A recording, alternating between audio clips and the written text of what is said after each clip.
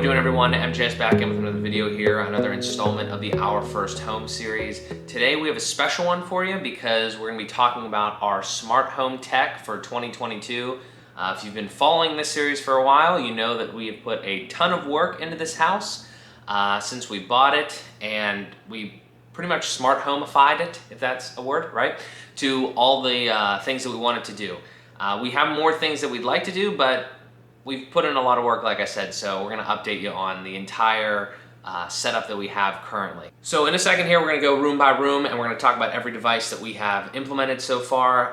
Some of the pros, some of the cons, not like a full review or anything, but there's definitely been some things that I want to mention that have been little hiccups here and there. So maybe if you pick one of these devices up and you experience it, you can check that out for yourself and see if that if you have the similar experience. Also, everything that we talk about in this video, there will be links to in the description, as well as on my MJS website. You can check out all the stuff that we have done throughout the whole remodel if you're interested in more than just the smart home tech. The first thing I want to do real quick is give a little bit of background and context for this house specifically, because I think there might be a little bit of a misconception that you can't have smart home tech in older homes or whatever. I mean, there's ways that we found around doing different things, specifically things like doorbells. We'll get to all that. But just some quick context. So the house that we are currently living in here was built in 1962.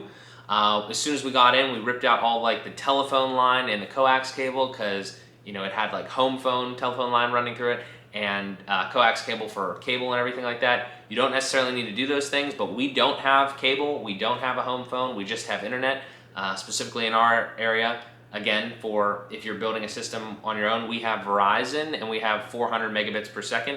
So, up and down 400 megabits, it's fine. It's been great for us. 2 people live in our house, doing different work and things, streaming and all that sort of stuff. We'll talk about it. And ultimately, we decided on the Google Home ecosystem. There's a bunch out there, and I am admittedly not well versed in every single one. I'm just a Google guy, so that was the first one we went to.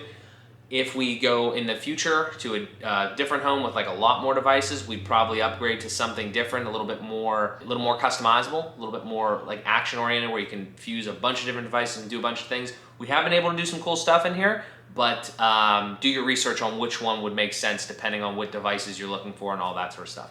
We also have both Android and iPhone users in this house. I have a Google Pixel 6 Pro and Google Pixel Pro Buds. And then Amanda has an iPhone 12 with AirPods Pros. So as far as like the technology and how it all works together, it does do a great job. Again, you can modify for however convenient and integrated you want it to be, depending on what your smart home ecosystem is and your devices that you use to kind of connect with them. Obviously though, everything is also voice activated. We have Google Assistants in the house and everything like that. We'll show you, but if you want to do more handheld stuff, you can always use your mobile device. And just to round this out here of the context, the other big misconception that I think I get from people that don't see smart home devices, think they're cool but haven't implemented them, is that you pick that ecosystem and then those devices have to work with it. But they're not all Google products, for instance, right? If you pick a Google Home ecosystem and you're gonna work off of the Google Home app, then you don't need to necessarily have all Google devices. You just need to have devices that work with Google, as I'm triggering the system on my phone. So I'm gonna try to not say the G word too much. Anyway, the brands that we have for devices that you'll see, I'm just gonna list some off. Aqara, Elgato, Google, Eufy, Hue, Casa, Lutron, Simple Connect. If you've never heard of any of those, you've probably heard of some, but if you've never heard of any of those, then there's those plus a bunch more that actually work with a Google ecosystem or Amazon or HomeKit for Apple or whatever. Again, do your own research on which one is best for you, depending on what you want to do. But let's just get into it here and talk about all the devices that we have around the house. Also, I'm pretty sure this video is going to be a long one, so if you're interested in a specific room or you want to take a look, maybe get some ideas for your house and whatever room you're trying to make smart, there will be timestamps in the timeline down here that you can search through. So it only makes sense to start at our front door here, and on the outside of this door we have a Google Nest doorbell, specifically the battery version. There are 2 kinds. This is the newer kind that they just released here in, I believe, 2021 or early 2022. There's been a lot with this doorbell. Okay, I'm not gonna lie, right off the bat here, we're getting into some stuff. Overall, it's a great device, but there has been a lot of weird issues because we're kind of using it in a manner that I wish Google would have done a better job for wired situations. So we have a regular doorbell that you can't see off frame here, and it's one of those like boxes right in the wall. And you know, it has like a transformer somewhere in the wall, and it has, you know, the actual, you know, chime in there. And we had old doorbells on the front and back of the house, just the regular ding dong ones, right? And we wanted video doorbells. So we got the Nest doorbell battery and we thought it would work perfectly. It has pretty much on the back door, but on the front door, it's been a little bit weird sometimes on the connection and everything like that. Sometimes it says it's low battery, even though it is hardwired. It's not like, we're not actually using the battery portion. Really cool device if you were in like an apartment setting, because you don't need any wires. You could just take it off the wall and charge it every time that it dies, but I really didn't want to do that. I wanted to hardwire it. So it's a good, very good doorbell, very good like picture quality and like settings and configuration, everything like that. There are probably better ones out there from different brands, but it's what we have. It's very nice because it's all in the Google Home app and it's native to it, so it's nice in that regard as a Google device. I don't know if I could really necessarily recommend it. It would very much depend on your situation because there are other alternatives, but we're reasonably happy with it, so we're just gonna leave it at that. The next thing that we have here is a Eufy smart lock, and totally on a different spectrum of that doorbell. This thing is absolutely amazing. I would recommend this to every single person that ever has a home because you never have to carry keys again. On the other side of this door lock, obviously we have the deadbolt right here. On the other side of it is a fingerprint sensor, so you can just come into your house with your fingerprint, a number pad, and also a little hidden key thing that you could actually use a physical key that they give you with. I am not kidding you when I say this is just the best thing, one of the best things. I say that a lot about the stuff in this house because, you know, it's pretty cool what we kind of put together here. But honestly, that is just amazing for somebody like me that doesn't want to have like a bunch of keys or anything like kind of going on as far as in your pockets. You just downsize, minimalism, all that sort of stuff. Even in that small regard, it's just an been an amazing experience. So I cannot recommend the Eufy Smart Lock enough. And specifically, if you're gonna grab that model, again, links in the description and everything, but this is the one where you don't have to have like an extra adapter plugged into the wall or anything. It's a newer version. Wi-Fi is built directly into it. You can unlock the thing with your voice. You can unlock it with your phone. You do everything that you would imagine with a lock with your voice or your phone. It even has this awesome feature where you open the door. I'm gonna actually do it on camera. Unlock it, and then you shut it. Wait for it. It locked. It locks on its own. You can set that to be like 1 second, 30 seconds, whatever, 3 minutes, I think, up to. I mean, you never have to carry keys, and you never have to actually lock your door. I mean, it's just great. So again, I can't say enough about that. So if we move up the door a little bit here, this is actually one of the most recent things that we've put in, because I'm gonna go back and I'm gonna say one bad thing actually about this Eufy smart lock, which you could definitely solve a variety of different ways. This is just the one way we've solved it, but here's the issue. The issue with this lock, the sole issue, is if you unlock this and you open the door and now it locks, or you lock yourself or whatever, if it is locked in the open position, if you're looking in the app, it's gonna say locked. It's not gonna say anything else, right? So you can have your door sitting on your door jamb, locked, and you would think that your door's locked and shut and everything. Well, I knew that was gonna be an issue, so what I did was implemented an Aqara contact sensor. There's other brands, nice, with contact sensors, but Aqara is just the brand that I want. We have some other devices we'll show you. But up here, all that does is it has one little square thing here on the door jamb and has another one on the door. You put them together, and whenever they are touching, they're not even touching, literally. It's amazing too. They're pretty far away from each other the way the door is shaped. But the point is, when they're next to each other, like almost like a magnet, and they can sense that they're together, then the door's closed. And when it's open, it's obviously open. So you can see that in another app, that's specifically the Aqara app. So the point is that I can ask, you know, our Google Assistants, or we can look on our phones or whatever, and we can know if the door is shut and locked. So that solved that problem there. Again, other ways to get around that, but that is a very good setup if you're gonna try to make a good like smart door situation. So one more thing that we'll touch on while we're at the front entryway here is this switch system right here. And For the entire house, I was really debating on this as we were kind of getting the house together and everything like that, because there's a huge issue that you run into when you're trying to do something like this in your house, and it's pertaining to lighting. Do you want smart bulbs or do you want smart switches? The long and short of it is that, do you want to control like the electricity like at the bulb or at the switch?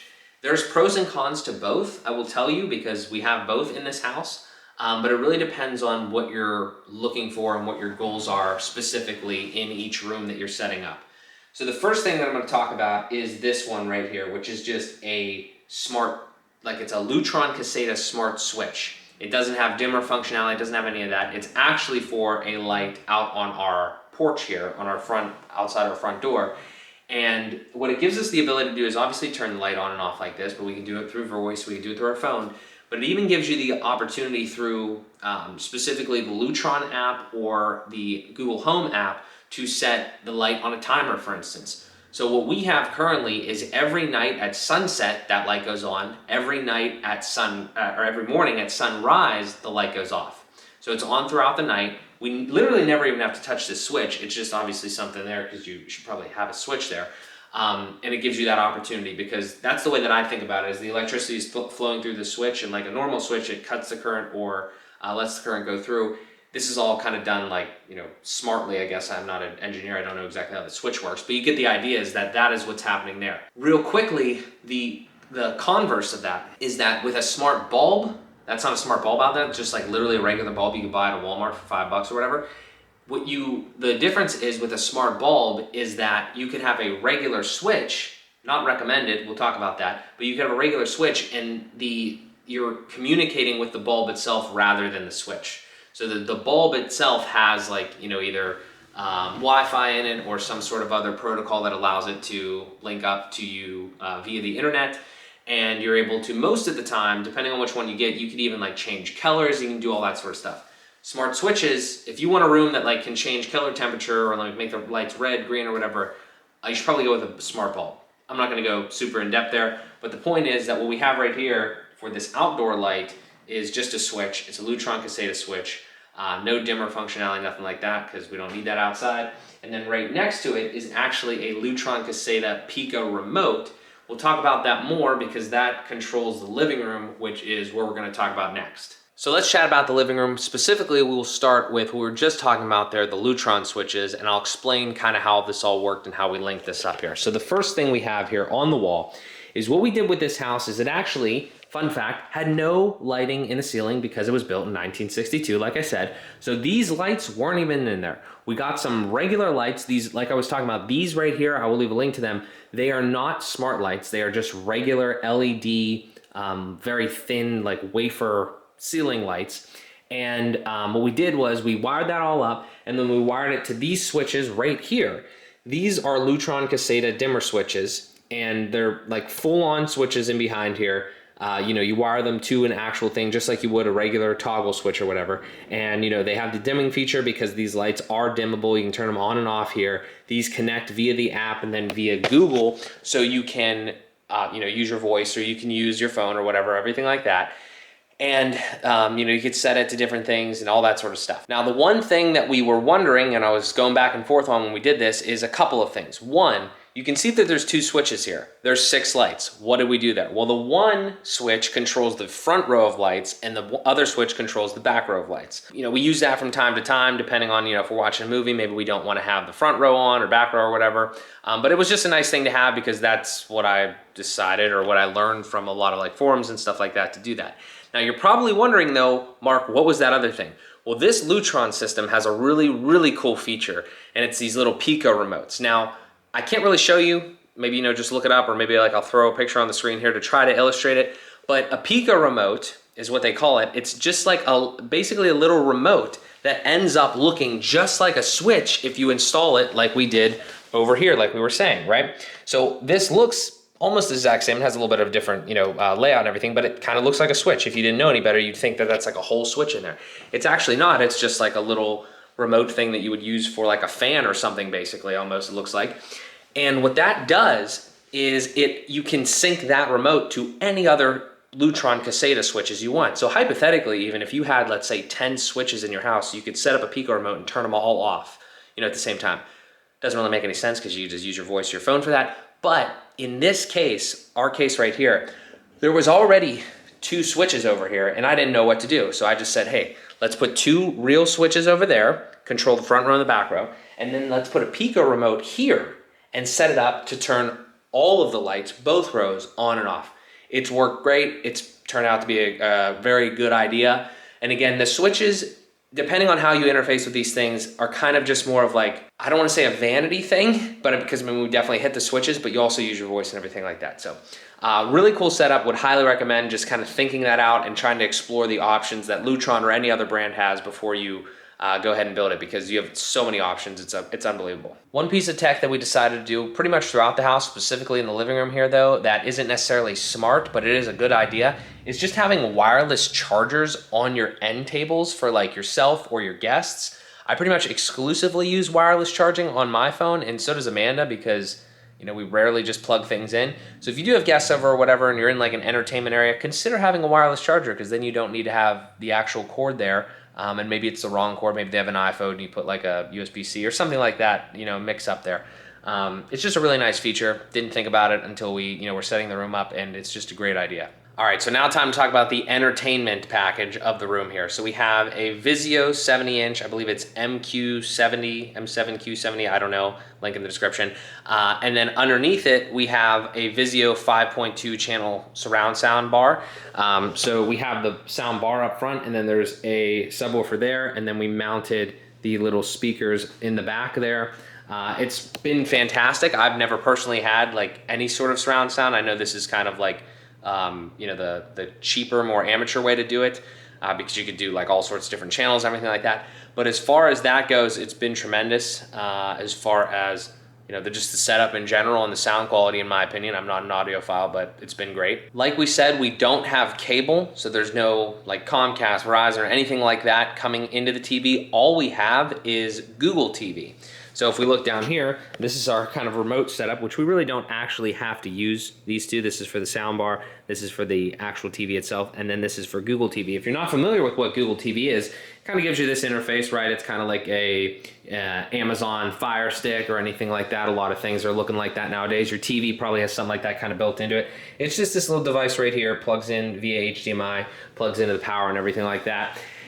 And it's a pretty good experience. Again, we're kind of Google-fied here, if you will, in a lot of different devices that we have. Again, I'm looking for cohesion. I'm looking for simplicity of use, especially in this first run of building a smart home. Maybe later different home will get more in depth and more customized, but this has worked great. There are some issues that I just want to kind of touch on with our current setup. Nothing too big, but definitely something to note if you're starting off and trying to emulate something like this. So it's actually a funny story. When we're picking out the TV for this space, I've always had like just Vizios in my parents' house and everything, and they've worked fine. They have SmartCast, which just looks exactly like pretty much very similar to like this Google Home experience, where you can connect your Netflix or your YouTube or your Prime Video, and then as all the apps, has like suggestions and everything like that. And I wasn't really like a huge fan of it. And again, I have a Google device. We have a lot of Google stuff in the house. I wanted everything to play nice, like even the cameras and things like that for the doorbells and all that. So I was like, we should probably get this Google TV device and not use the SmartCast built-in feature to the Vizio. That has been a very good experience for the most part, but there's been a few quirks. Sometimes like it doesn't like to like go back and forth between that, because specifically Amanda's iPhone, unfortunately, I don't exactly know why. Maybe it does now, but I haven't checked in a long time. Google TV doesn't support AirPlay. So if you're an iPhone user and you want to cast like a YouTube video via AirPlay or something else, like normally they have the capability, like the YouTube app would have the capability to stream to the Google like Chromecast thing, but I know it's already happened for Amanda that her phone for certain videos, not on YouTube, on different apps, only casts via AirPlay. That just causes a little bit of a confusion and annoyance, because now you're not communicating with like the actual display the same way. You're communicating with the TV rather than the Google TV, if that makes sense. It's very confusing if you've never done this and you've never had these devices. So definitely look it up if you're interested in it. The only thing that I might have done different, it's really, again, not that big of a deal, and I don't even really watch this TV that much. It's more so Amanda, and she doesn't really complain, so it's whatever. But the only thing that I might have done different, because I didn't know about this at the time, is there are TVs with Google TV built in, specifically Sony and Hisense, I believe, or maybe it's TCL, might be TCL. I know Sony though, and that's probably what we would have went with instead if I would have known this. Not a big deal. Vizio is honestly a fantastic product for the money that you pay, so I'm not regretting it in any way. Just again, something to look out for if you are trying to do something like this. Now, one huge benefit to this system though is that this little Google TV remote here is fantastic, because you could just be like watching TV, and then the way that if everything's signed into the same account, if all the devices and everything are integrated through the same account, and like you have that on your TV and everything, there's a little Google Assistant button right here that you can just click and you hold and you just say, do whatever, like turn the lights on, turn the lights off, like do, show me the camera, show me whatever. There's all sorts of stuff. It's literally just like, Google Assistant or Siri, kind of on your phone or whatever. Now, the one issue that I took with that is that I wanted to be basically anywhere in the house, say, okay, G word, and then be able to say a command and do whatever, ask a question, all that. In this room where we're currently at, there wasn't really anything at first. Like there was the TV, but there wasn't anything else. And that's actually a quick funny story. I also was thinking about getting a different soundbar, like a Bose soundbar that has a smart speaker built in, but that just didn't make any sense. And this solution was a lot more cost effective. All I did was purchase a little Nest Mini device, and I put it right back here on the wall. If you can imagine us being, maybe going out the door to the basement and leaving and saying, okay, G word, turn off the lights or whatever. This one will pick it up and it'll, kind of like turn off the whole first floor lights, or it could do anything else. You know what I'm saying? The point is that like nothing in this TV setup, as cool as as functional as it is, has a voice activated hands-free thing. So this was my solution to that, and it's worked pretty well. I'm very happy with it. Just an idea again, if you have a TV and you don't invest in like the smart speaker soundbar thing that's like $900 or whatever, that's about 50 bucks. So everything we've chatted about to this point has obviously been a nice to have and just like a quality of life improvement. You don't really need any of it.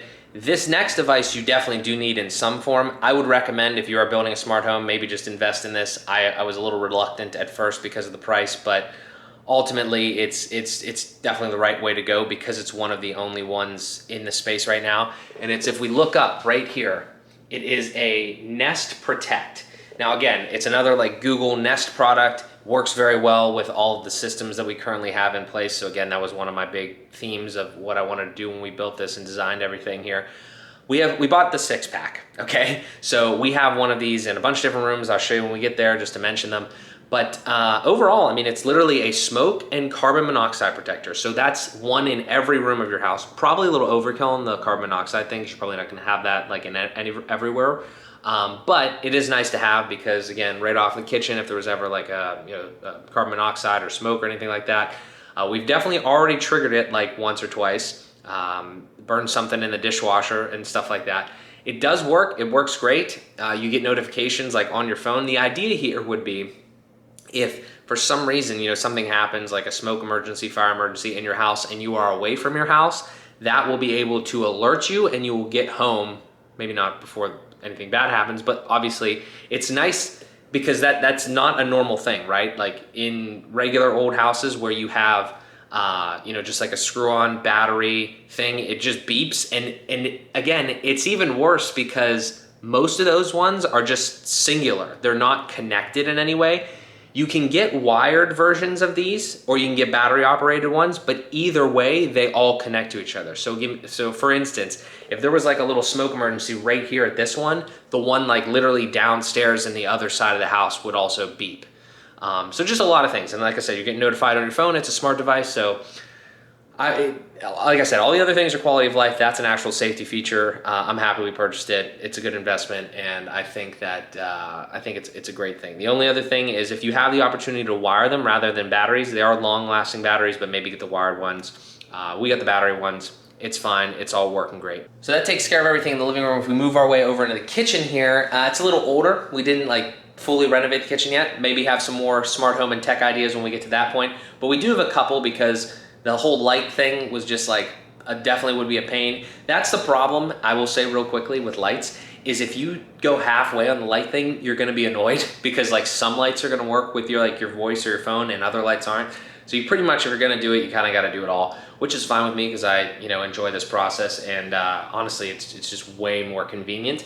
But here's what we did, just kind of a couple, just to kind of show you like the setup here.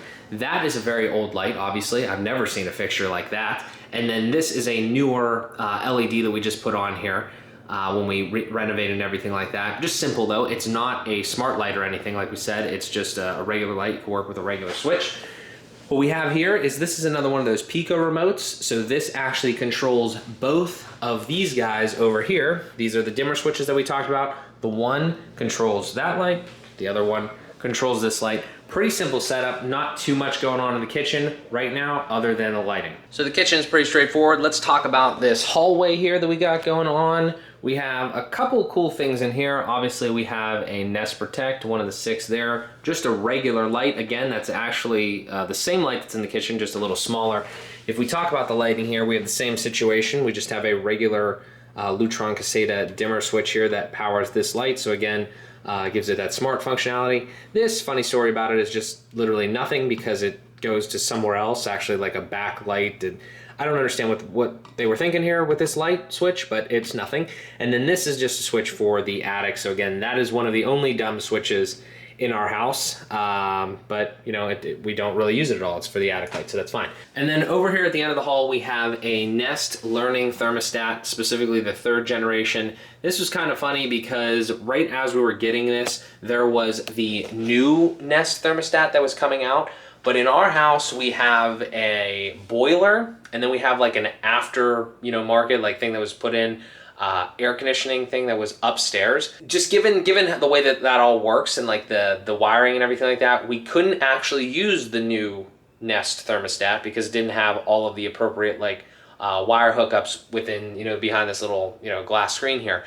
So actually, it's just a really good point because I was thinking about getting that and then we couldn't, and this is fine, obviously works great, but that is just something to consider if you were going to get a smart thermostat. And there's a ton of other options too. I've heard about like Amazon and everything like that. But again, it's Google. If it works and it's easy to implement and it's very integratable with everything we have already, that's just the way to go for us at this current moment. I would say one of the only drawbacks to things like this thermostat and then the Nest Protects is those are like older products, more so like they were, I don't know the exact history, but they were produced and manufactured when Nest was more of its own company before they kind of fully, Google bought them and they fully transitioned over now. So anything that you hear now with the word Nest that comes out, like a Nest Mini or anything like that, is probably going to be fully integrated into the Google Home app. You're not going to have to switch apps and do different stuff to see all of the features. But this thermostat and those Nest Protects, especially the Nest Protects, like you can't even see them in the Google Home app. You have to go into the Nest app. A little bit of a pain, but honestly, when you're building a smart home, at least in this stage of the game, pretty much everything else is like that anyway, like any other brand. So I'm not sure, I can't speak for other ecosystems, but that's what I know with Google. So hopefully in the future and hopefully other ecosystems have more of the stuff built in. But like for instance, some of the features here, you have to be in the Nest app. But again, for all of like the smart lock stuff and everything like that, you got to be in their app to do some of the things as well. But again, you always have your voice to fall back on. You can do most of the stuff there. So that is a little bit of the hallway here. Let's talk about the bedroom. So over in the bedroom here, we have a couple pieces of interesting tech. So we have these little nightstands here that kind of function, similarly to how like the end table would. So over there's just a Samsung wireless charger as well. There was one over here, but honestly, I don't even sleep in here because Amanda sleeps in here with Minnie, who's probably hiding under the bed, terrified that I'm filming right now. The one other cool thing about this bed too is that it has this little remote over here that you can, move it up and down on. So I'm not really sure if that's a piece of tech, but I just thought that was pretty cool, so I wanted to mention it. We got a couple other things going on here. The first one right here is actually a Nest Point. Now, this is in conjunction with something we haven't talked about yet. It is actually it's a wireless access point, really. Hello, that's our cat Minnie. But this is a wireless access point. Now, in the basement, which we will get to, is the router portion of it. If you're thinking about that, a quick note on them: the router does not double as like a Google Assistant, like voice assistant. This thing does. So I could say okay G word, and I can use that as like just like a Nest Mini or a Nest like Audio or any of those things. So just like we saw in the living room, this is the one for this room. Like if we want to turn on the lights or anything like that, very easy to access those voice commands there. Really like that. I don't know if we actually needed like a router and a point the way that they sell that Nest Wi-Fi situation in this house because it's not that big. But as far as like coverage and everything like that, and like we talked about earlier, the speed, it's been fine. I haven't really had any issues. There's been a couple little things here and there, but for the most part, it's been great. So I would really recommend that. The interface is slick. It's probably better than what Verizon or Comcast or your cable provider would give you. So definitely consider upgrading your router and your Wi-Fi in that regard. One of the newer additions to this room is actually the lighting as well, but it's not. It's our first time of like kind of like a different lighting experience that we've talked about so far in this tour. We had just like a regular dumb ceiling fan in here before with like just 3 bulbs that you're used to seeing in like bedrooms and houses in the 90s or whatever. And they had Philips Hue bulbs in them, but we have since relocated all that because the fan stopped working there, and I wasn't just going to fix the fan, I was just going to get a new thing. So you probably saw me, if you've been watching the vlogs, install this Hunter Moxie fan. It's honestly been great. The reviews were kind of like mixed, but we haven't had any issues. The fan speed is very fast. There's a lot of things that are good about it. Every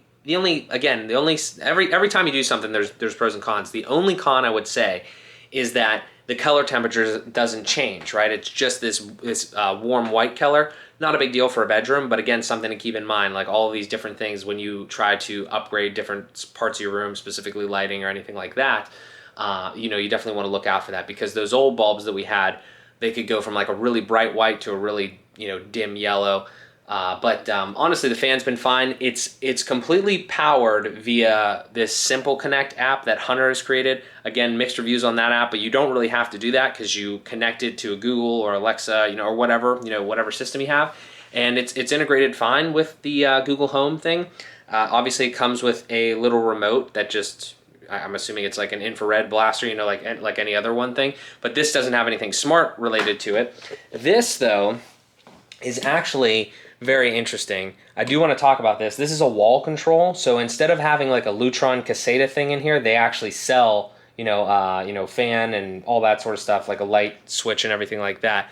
I was happy that we kind of got that and put that in because it kind of just really ties it together. I'm not sure what else we would have done there because you can't put a regular switch there because then it takes power, off of the light entirely. It would just be a mess because there's no strings or anything on that thing. Like you have to either use this fan remote or you have to install that little wall control there or you have to use your voice or your phone or whatever.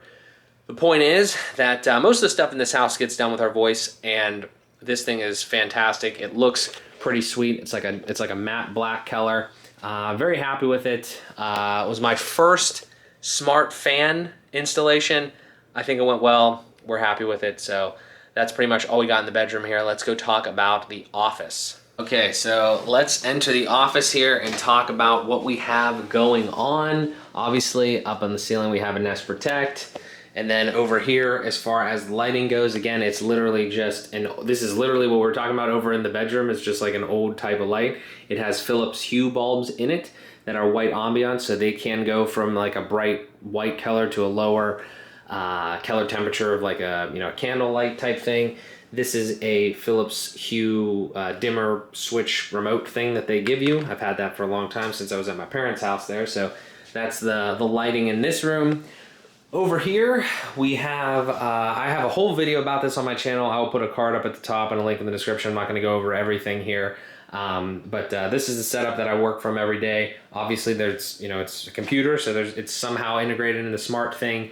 But there's a lot of things going on here. Not going to touch on it all. I do want to touch briefly, though, on this because this is not in that setup video. It's a more newer and actually is a smart device. This is the Elgato key light. And you can turn that on via your phone or via the computer. There's a little thing in the little task bar thing there, that you can control that with. The really cool thing if you are a content creator as well, if you have like a smart home, and even if you don't have like a full smart home, like that's just a nice thing to have because you don't have to be messing around with the switches or anything like that. You can put it wherever you want, set it, forget it, and then just like, turn it on.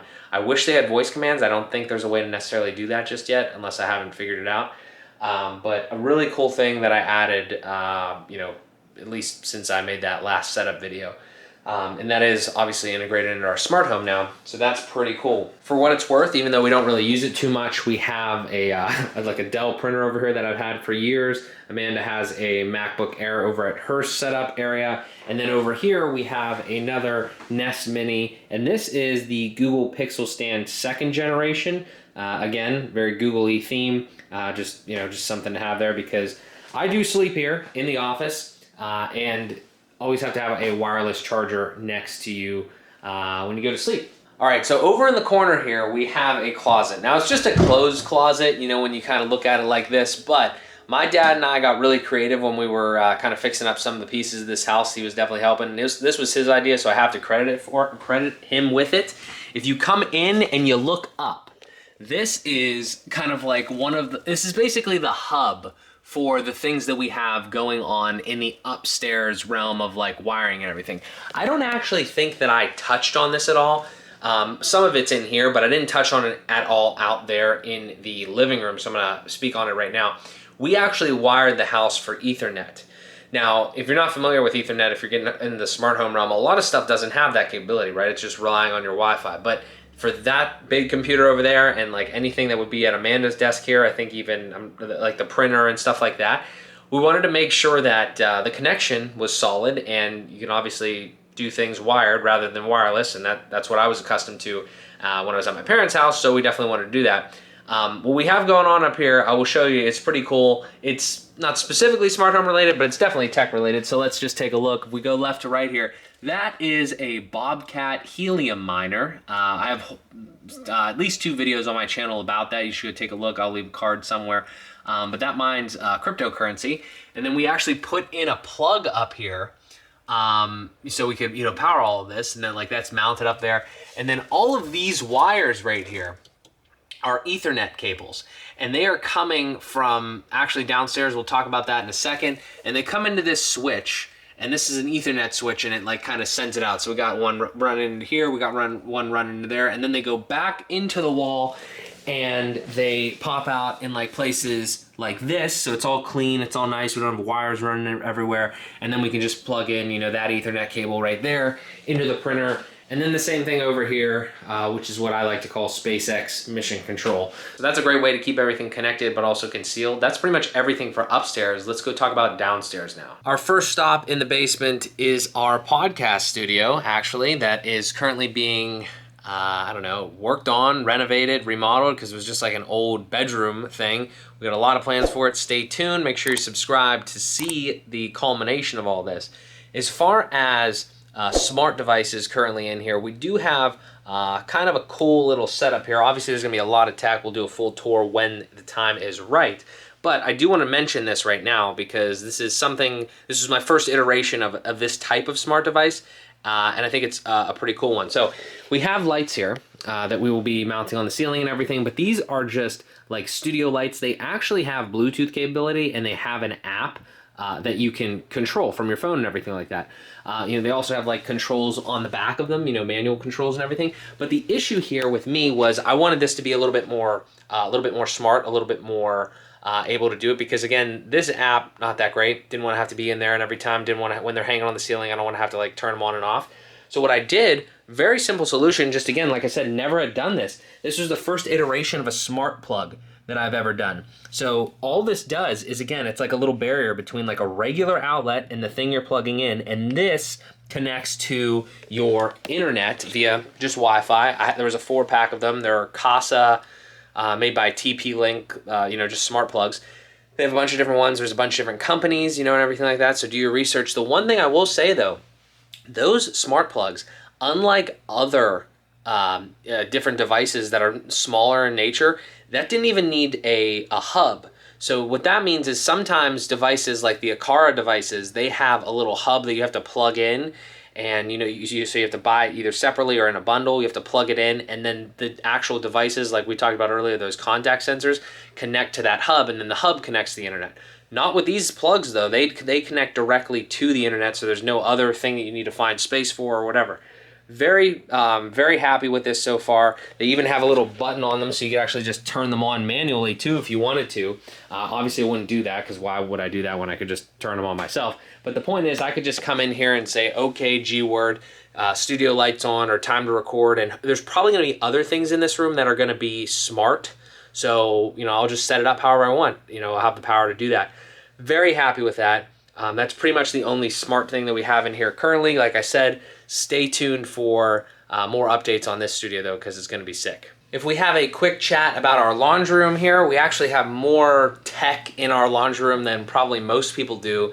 And I have a few more ideas up my sleeve, so look forward to the next one of these. But if we start off over here, obviously we have a Nest Protect, kind of just chilling on the wall because I need to fix all that and the ceiling or whatever. But another one of those. And then we have right here, we actually have a Hue button, which is what they come with now. Like the one that you saw in the office, that was an older style.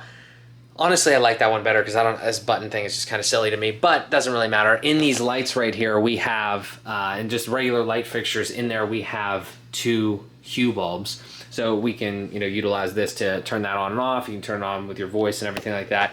Those were honestly left over. I mean, that wasn't really by design. We had to move the things out of the bedroom, so we did that.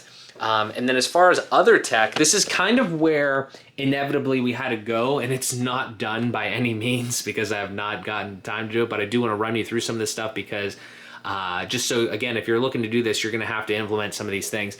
Obviously, internet comes in right here, and then it was just the most, made the most sense to put that router right there. So that, what we talked about earlier, the point upstairs, that's the, the actual main unit. That's the Nest Wi-Fi router. And again, it doesn't have that Google Voice Assistant built in. So what I decided to do was get another one and put it right there on this fridge currently.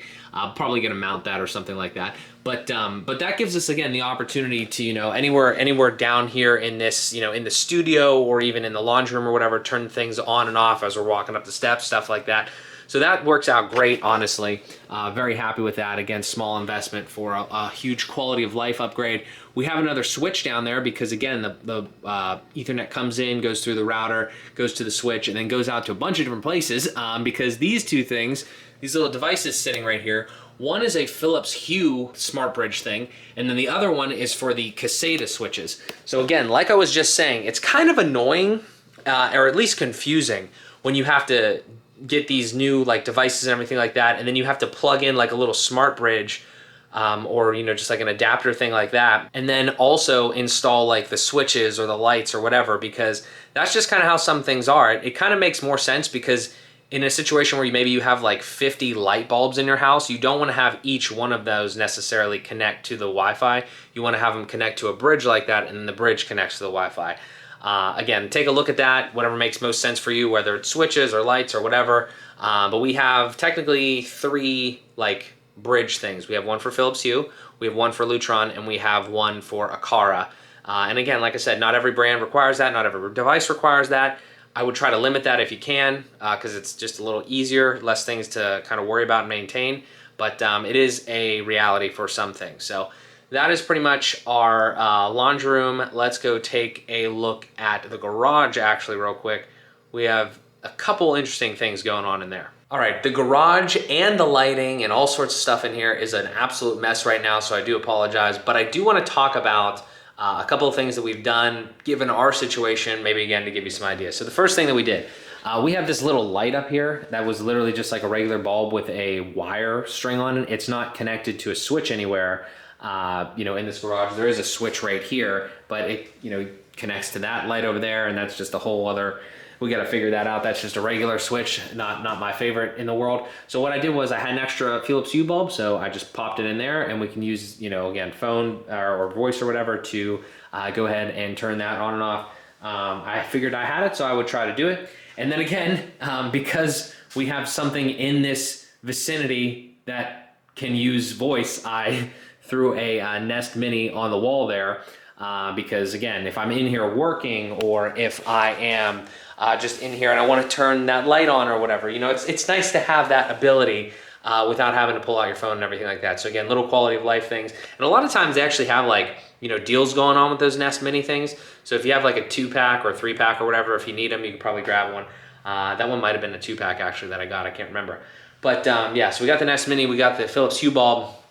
Over here on the garage door, again, we got a lot of plans, so stay tuned for maybe 2023 when we update you on all this stuff. But this is one interesting thing. We had these Aqara sensors, right? We talked about them at the front door. We had a 3-pack, so there's one on the back door we'll talk about. I had an extra one, and I was like, well, I want to make sure that I know that our garage door is closed too. I feel like that makes a lot of sense. So there's this real neat trick that I saw on YouTube. And I talk about it in one of the vlogs that I put this together with. You just screw a hinge right into the door, and then if you can imagine when the door goes up, the hinge goes like this, and then it's not, it's open, right? It says that it's open, and then it comes back down, and it's closed. Such a neat feature and a smart thing to do. I was so happy with that because we just have a regular, old garage door opener right now. I'd like to get something a little bit better. Because we can't open and close the garage door smartly. I did have that at my parents' house, like a Chamberlain garage door or something like that. A lot of them now are smart anyway, but we could convert that, again, not in this home tour. So a lot of ideas, especially for these areas of the houses that we didn't, we just are secondary in our minds right now. But yeah, still put a lot of work into here, got a lot more to do. Let's go talk about I call it a gym. It's not really a gym yet. Let's talk about that. And we'll show you what we got going on in there. Okay, so welcome to our beautiful gym space that is completely not done yet, just an unfinished living room of a basement. But again, stay tuned for the vlogs. But I want to show you a couple things in here. Obviously, one, straight up, we have a Nest Protect. That's the final one. The lighting in here is atrocious, so I do apologize. But we'll be upgrading that. The one thing that is actually completely new, we haven't talked about it at all, it's an interesting little thing that is an Aqara device that I would highly recommend. Like this is, you can use this in a multitude of different ways, but I think the way that we're using here is actually really cool and has a lot of ability to kind of like scale up in a sense as far as if you want to do more things. It's a water leak sensor. So, I tested this out and everything just like in a sink before I put it down here. Hypothetically, this is a water heater, right? And if it breaks, like at some point it's gonna start leaking and we're gonna need to replace our water heater, I would like to know when that happens rather than come home, after being gone for, hours or whatever, and this whole place be like filled with water. Wouldn't really matter right now because it's just concrete, but if we fix it up and everything like that for the gym, I'd rather it not, be water everywhere. I'd rather know about it. So point is if that starts to leak and it gets on that water sensor, there's like little, I don't know what it is, like little metal pieces underneath that just sense the conductivity or something of water. I don't know, don't tell me, but don't whatever, but it senses that and then it alerts you on your phone. So that's really cool. Happy about that. Just another almost like a safety feature, not really quality of life, I guess, in that case. But that's awesome. Again, Aqara, so I didn't have to buy a new hub or anything. I had just a little hub that works the same for the door sensors.